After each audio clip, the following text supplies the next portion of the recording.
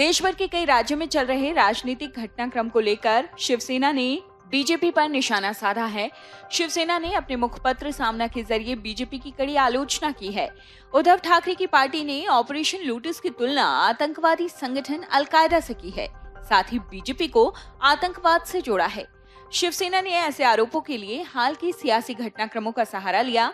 सामना में अपने लेख में दिल्ली के मुख्यमंत्री अरविंद केजरीवाल के उस दावे का भी उन्होंने जिक्र किया जिसमें उन्होंने कहा था, आम आदमी पार्टी की सरकार को गिराने के लिए जो ऑपरेशन लोटस चलाया गया वो फेल हो गया। शिवसेना ने अपने मुखपत्र में लिखा है कि सरकारें चुनकर लाने की बजाय विरोधियों की सरकारों को गिराने और पार्टी तोड़ने की सियासी घटनाएं खूब हो रही हैं।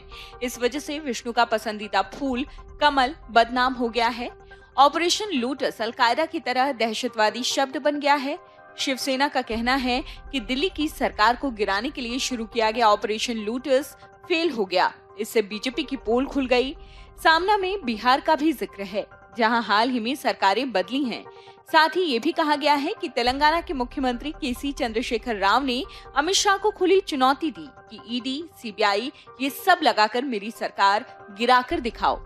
ईडी, सीबीआई का इस्तेमाल करके केजरीवाल की सरकार को गिराने की कोशिश चल रही है। दिल्ली सरकार की शराब नीति, उसकी आबकारी नीति, शराब विक्रेताओं को दिए गए ठेके, ये बीजेपी के दृष्टिकोण से आलोचना का विषय तो होंगे, लेकिन ये निर्णय व्यक्तिगत नहीं था, पूरी सरकार इसमें साथ थी। दिल्ली के राज्यपाल की भी सहमति होती है, लेकिन कैबिनेट के निर्णय का सारा ठीकरा उप मुख्यमंत्री मनीष सिसोदिया पर फोड़ा गया। उनके खिलाफ सीबीआई ने छापे मारे, उन्हें इस केस में 1 नंबर का आरोपी बनाया गया। इसके बाद इसे ईडी के पास मतलब बीजेपी की विशेष शाखा के सुपुर्द कर दिया गया है। मनीष सिसोदिया पर गिरफ्तारी की तलवार लटक रही है। सामना में आगे लिखा गया है कि मनीष सिसोदिया ने बीजेपी की वॉशिंग मशीन पर बम गिराया है। बीजेपी ज्वाइन करो और आपके विधायकों को तोड़कर लाओ और मुख्यमंत्री बनो। ऐसा करने पर आपके खिलाफ ईडी, सीबीआई के तमाम मामले बंद कर दिए जाएंगे। ऐसा ऑफर बीजेपी द्वारा दिए जाने का दावा सिसोदिया ने किया।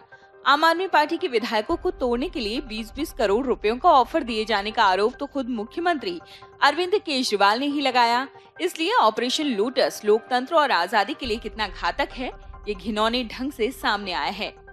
सामने में आगे लिखा है, महाराष्ट्र में इसी तरह से ऑपरेशन लोटस चलाया गया, लेकिन बड़ा राज्य होने के चलते शिवसेना तोड़ना यही मुख्य एजेंडा होने की वजह से ईडी की धौंस अतिरिक्त 50 खोखे इस तरह की रसद दी गई। ऐसा खुलकर कहा जा रहा है कि महाराष्ट्र की भीड़ें घबरा कर भाग गई। उसी तरह से दिल्ली के विधायक और उनके नेता नहीं भागे, वे बीजेपी और ईडी के खिलाफ दृढ़ता पूर्वक खड़े रहे। महाराष्ट्र में शिवसेना नेता संजय राउत ने बेखौफ होकर ईडी का सामना किया। वो मराठी स्वाभिमान के साथ लड़े, लेकिन झुके नहीं और सच्चे शिव सैनिक की तरह जूझे। इसी तरह की सख्त नीति सिसोदिया ने अपनाई। सिसोदिया छत्रपति शिवराव के मावलों की तरह दहाड़े। फिलहाल कौन किसकी सुनेगा, न पेशी न सुनवाई, तारीखों का खेल चल रहा है। महाराष्ट्र में गृह मंत्री अनिल देशमुख, मंत्री नवाब मलिक, सांसद संजय राउत की आवाज को दबाने की कोशिश की गई, उन्हें उठाकर जेल में डाला गया। दिल्ली के मोहल्ला क्लिनिक वाले मंत्री सत्येंद्र जैन को पुराने प्रकरण में पकड़ा गया। आबकारी नीति में सरकारी तिजोरी को नुकसान हुआ, इसलिए मनीष सिसोदिया पर कार्रवाई चल रही है। बिहार में सत्ता परिवर्तन होते ही राष्ट्रीय जनता दल पर सीबीआई, ईडी के छापे पड़ना, ये महज संयोग कैसे हो सकता है।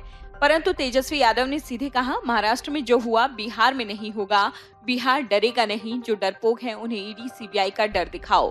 केंद्र सरकार और उनके प्रमुखों को 2024 को लेकर डर लग रहा है। ये डर केजरीवाल, ममता, उद्धव ठाकरे, नीतीश कुमार, शरद पवार का है। इन प्रमुखों को अपने साय से भी डर लगता है, इसलिए नितिन गडकरी और शिवराज सिंह चौहान के पीछे पड़ गए।